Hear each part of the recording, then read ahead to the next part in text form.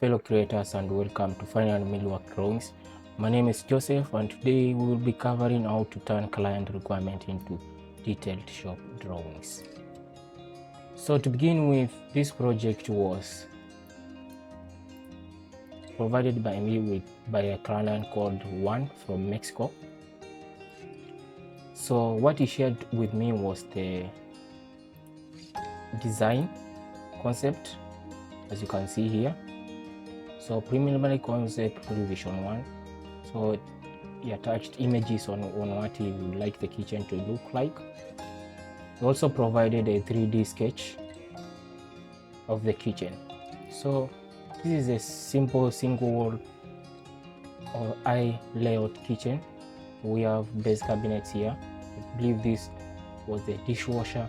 Then we have a cooktop here, gas cooktop or electric, and then we have trash cans, of course, and then sink, and then the fridge and wall cabinet.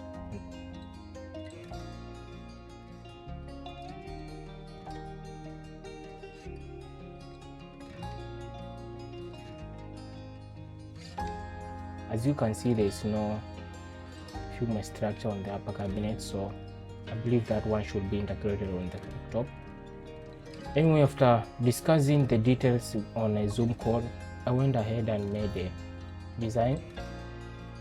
We discussed the design on Zoom call, and I offered my price for the design, and the client never got back to me again. So I thought it is a good example to discuss on what you can provide so that you get your project built correctly. So this is how to turn client requirement into detailed shop drawing. So in short, we have the 3D sketches, and then we also provided the floor plan. So this is the floor plan. Then I went ahead and made the 3D model of the kitchen. So let's talk about what I've done here. So in short, if you're a cabinet maker or kitchen specialist who only makes kitchen cabinets, this can be a quick tutorial on how to make a design from the concept and also the layout, and also some of the tricks that I have used here. So let's begin by hiding the countertops, which is only the single countertop. When you hide the countertop, as you can see here, we have a dishwasher, tears, and you can apply a face panel on it so it looks uniform. So that's what I did. Let's hide the boxes. Let's hide the dishwasher. This is what I've done here. If there's enough room, you can also include the stretcher on top to go across this gap here and here, but in this case I leave that one to the installer on site. So I just built the sink cabinet. I believe it was 2 doors from the inspiration image, as you can see. So that's what I did. To the trash can. So there I installed 2 small cabinets, small drawer boxes that can be attached to the front. You can probably attach the front or both of them. Install the drawer sliders, and then for the cooktop I used the electric one. Of course, it has a downdraft, so there's nothing inside the cabinet except the cooktop only. With the Genia refrigerator, which is 69 inches tall, and upper cabinets, and then other tall end cabinets I also installed some small trays, which also will also have drawer sliders. Then we move to the upper cabinets, which are pretty standard. So let me add upper doors. So we only have adjustable shelves on the upper cabinets, and on this middle cabinet over here, just fixed shelves because it is a shelf cabinet. There's no doors. Then that one continues like the same way. On the upper fridge cabinet, we have a single adjustable shelf. The side panels to the floor. The back of the cabinet, we have leader boards to attach to the wall stands. So after making the kitchen, the next thing is to make files that you can use to manufacture the kitchen. That's why I jumped into the layout. On this next section, I'll be showing you how I made the drawings, the shop drawings that will be used to guide the manufacturer, the cabinet maker, which is yourself, during the construction period. So in this period can be very time consuming, so I usually prefer to get the details right in the design process before diving into the shop drawings. So we just fast forward here as I make the drawings, and I'll get back again very soon to talk about the files.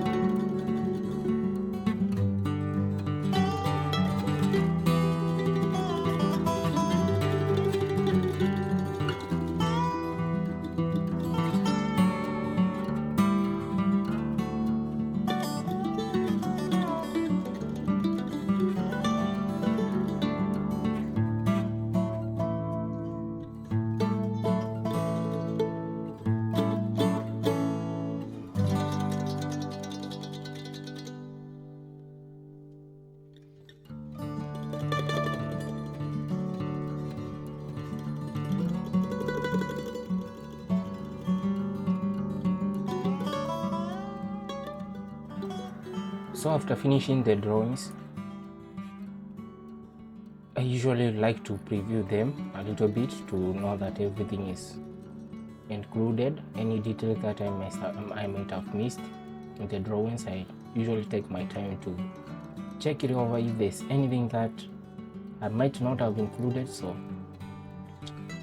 after checking and confirming that everything is included and it is correct, including the small notes that I might like the manufacturer to know,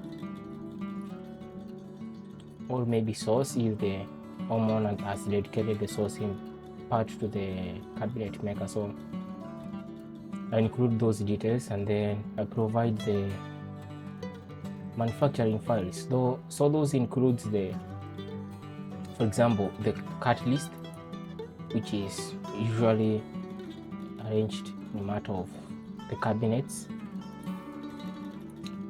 So this cut list is quite simple. So you have the sub-assembly, which shows which parts belongs to maybe cabinet 1, cabinet 2. So here we have cabinet 1, lower box 1, then included all the parts of that cabinet over there.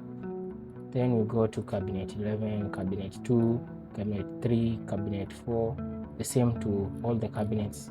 So this cut list is usually just for reference, because I also provide the cutting diagrams. For example, in this case we are using 18mm. 1200 by 2400 millimeter sheets.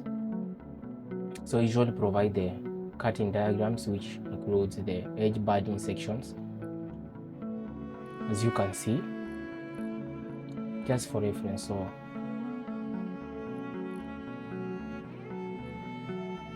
I've used the cross-cut method. So the sheets are optimized so that you can cut the sheets in cross so that it is easier to manage. Then those ones are for the boxes, and then for the drawers, the same thing.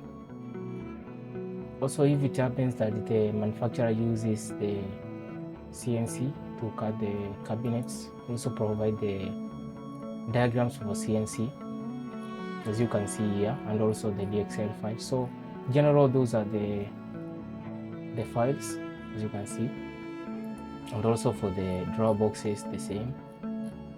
Now let's jump into the files here. Let me enlarge this one.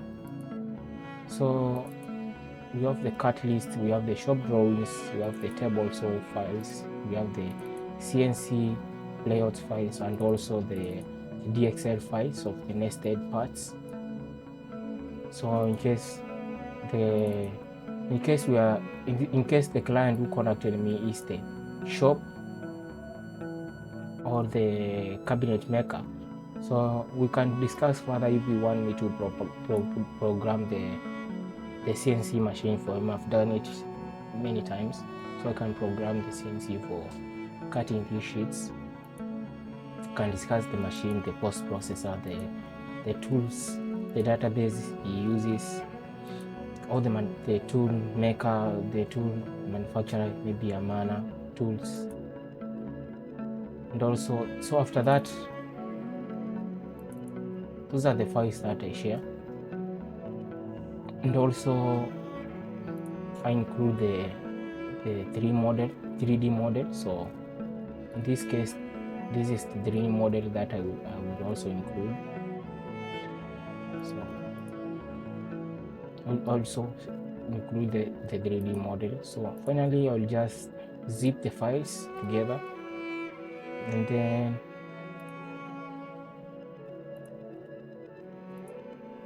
I can send them to the cabinet maker. So essentially that is what I do. So in case you have any comments or any questions, you can let me know. Also guys, don't forget to subscribe. That means a lot. If you have projects, it means much more than a subscription. So you can let me know through my website or my email as attached on my YouTube channel. So